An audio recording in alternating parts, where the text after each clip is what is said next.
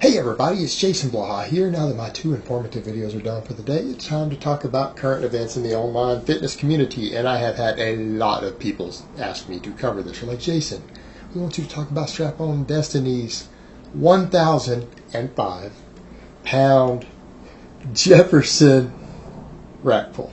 Let me put on my +5 out of weaponsmithing. Work on skill on my crafting a little bit. Let's talk about this. And by the way, a few people, particularly people who follow him, have gotten indignant that I get the names of these lifts wrong.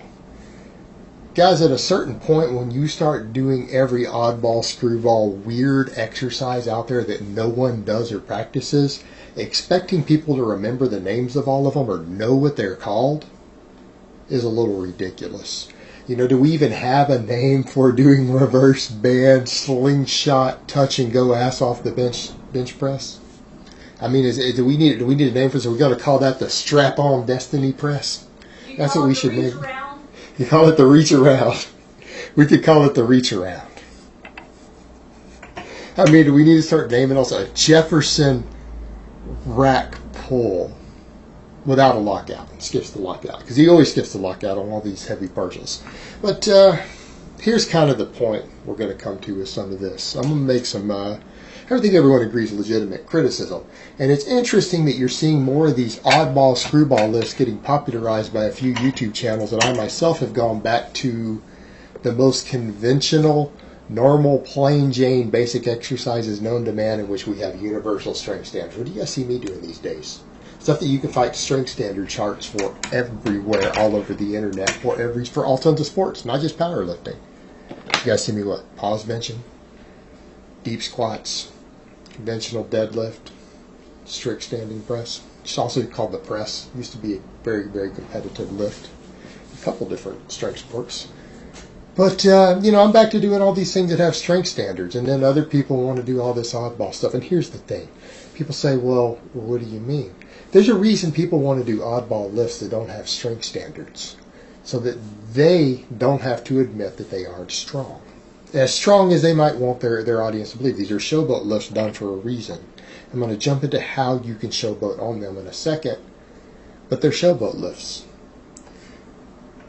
And they're easy to do that because there are not strength standards. I mean, I want you guys to stop and think about this rack pulling for a second. You take someone like Strap-On Destiny, who is a sub 600-pound deadlifter. We've seen it. He couldn't even sumo pull 585. He couldn't lock it out without hitching, and he still missed the lockout. Okay? He couldn't actually lock it.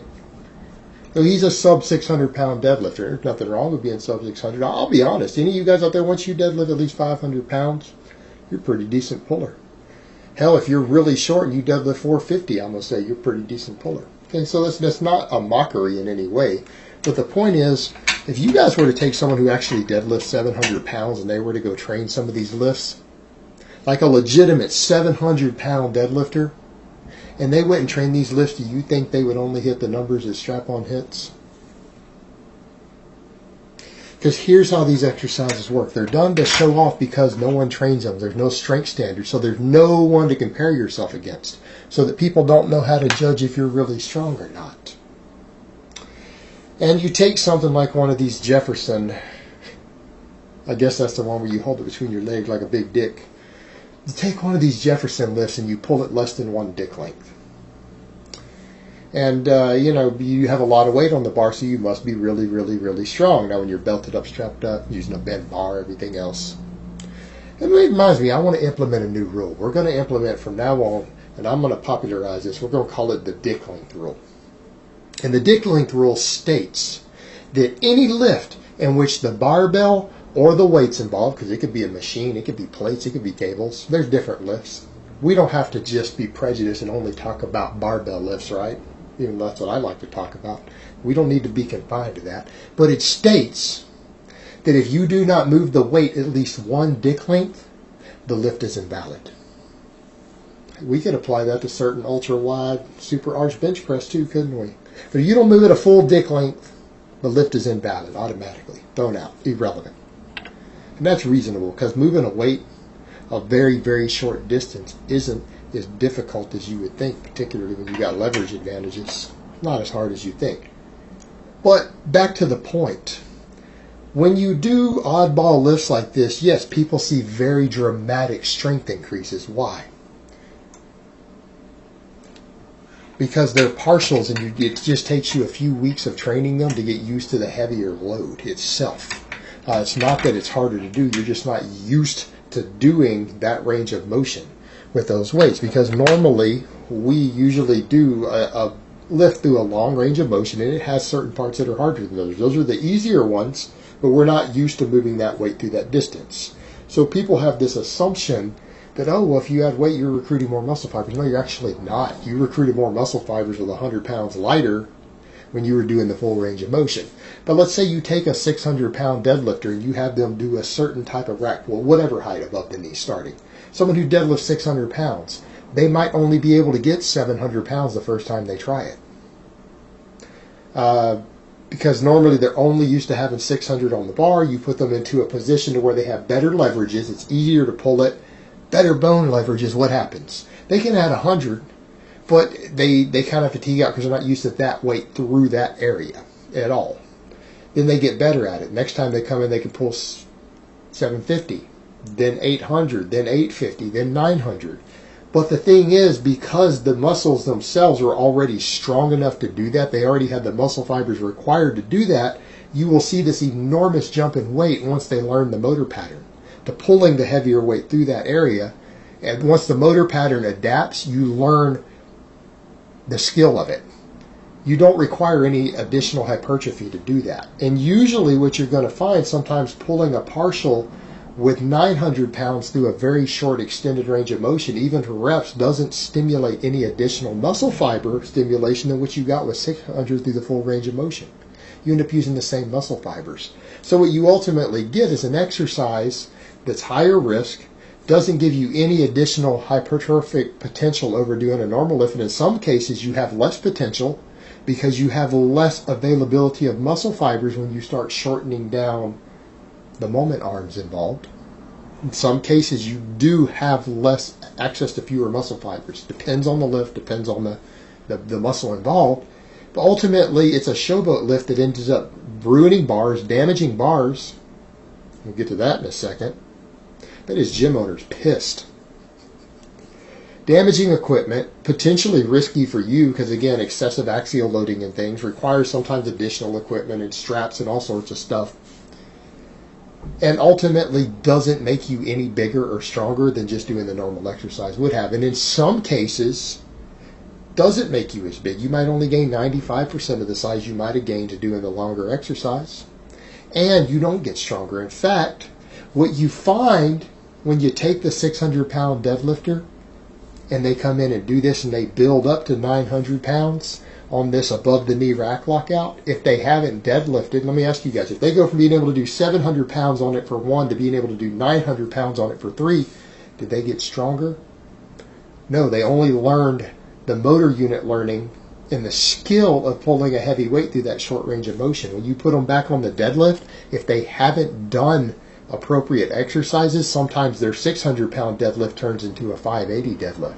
They sometimes lose strength even though they gain strength on the partial. Absolutely happens. So if you have people who do this to show off, and that's what he does because he doesn't want to be judged by exercises that we have strength standards all around the world, and strength and conditioning coaches see thousands and thousands of people and we have charts to show where you should be on them. He doesn't want to do those lifts. Why? Because people would know he isn't as strong as he claims to be.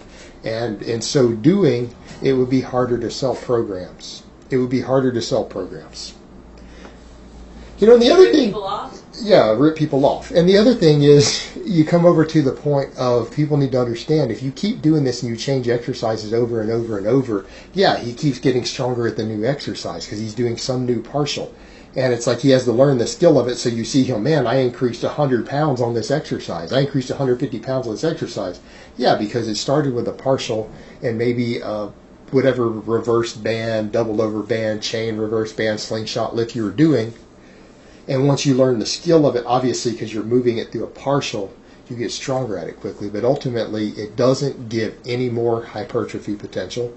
Putting bands and chains on a barbell exercise with accommodating resistance doesn't give you any more strength potential than doing the normal exercise. Actually, in terms of muscle fiber recruitment and hypertrophy, it's about the same.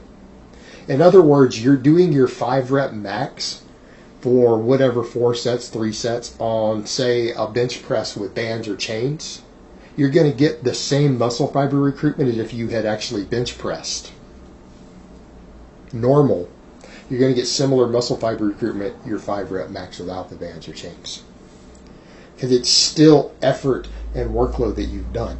And the thing is, you're always going to be able to lift less at the bottom. In other words, if you put enough chains on the bar, let's say you can bench 300 for 5 and you put enough chains on the bar that you have 400 at the lockout and you're able to do 5, you won't be able to do 300 for 5 at the bottom, meaning that weight at the bottom has to be lighter than your raw lift, because of the extra fibers recruited further up. You won't be able to do those reps starting with the bottom with a similar weight. So your strength curve ends up being similar. And a lot of guys are like, well, I've got this much at the bottom. I know I have 320 at the bottom. I have 350 at the bottom. If you were to actually measure it for a lot of these guys, their 350 at the bottom turns into 250 or 225. You'd be surprised. People get their math wrong all the time on accommodating resistance. When bands and chains and everything are in there, unless they have 100% slack at the bottom, 100% slack at the bottom, they usually get the math way off, and they tend to overestimate. And I've seen guys misestimate it by 50 to 100 pounds sometimes in extreme cases. So again, this is all nonsense to showboat, and by changing to a new lift each time, he can add a bunch of weight to the new lift each time, but it ultimately doesn't add the additional strength that you think it does. And that's what it comes down to. People want to do showboat lifts like this so that people don't see that they actually aren't as strong as you think they are, that you don't see that they're actually a 520 deadlifter or a 290 bencher or whatever it happens to be. All right, it's that simple. And we have strength standards out there for a reason. Strength standards, number one, for competitive endeavors. If everyone is forced to use the same rules on an exercise, you can compare one man's strength to another. You compare one woman's strength to another. You compare one person, one athlete's strength to another based upon having them do the exact same exercise. And they're usually long range of motion exercises, so we can judge their actual strength in an apples to apples comparison. Lifts are standardized and have standard rules for a reason. When we look at strength charts, these strength and conditioning charts, they pick common lifts that are commonly done and oftentimes competitive lifts. Why? So that we can judge the strength level of an athlete relative to their weight, so that we can determine where they are in terms of their progress, what we can predict for future progress, how we should write their training programming. Lifts are standardized in this way for a reason, so that you actually have a realistic idea of how strong your athlete you are coaching is, and you have a way to compare one person's strength to another. These big showboating lifts, the way that they're being performed in this case that Strap-On does them, they are being done to basically deceive you. That's what it is. And if people find it entertaining to watch that, hey, more power to you. If you enjoy it and you find it amusing, you know what? A lot of people find what I do on YouTube amusing. I have no problem with that. But if you think that you're going to get legitimate training information from doing this, and that you think that you're going to get jacked and as strong as possible using this as a training system, you have another thing coming to you. Conventional training is conventional for a reason. It's conventional because it's time proven and it works. All right, guys, but that's really all I have to say on that today. I hope it's been informative, and I will talk to you guys next time.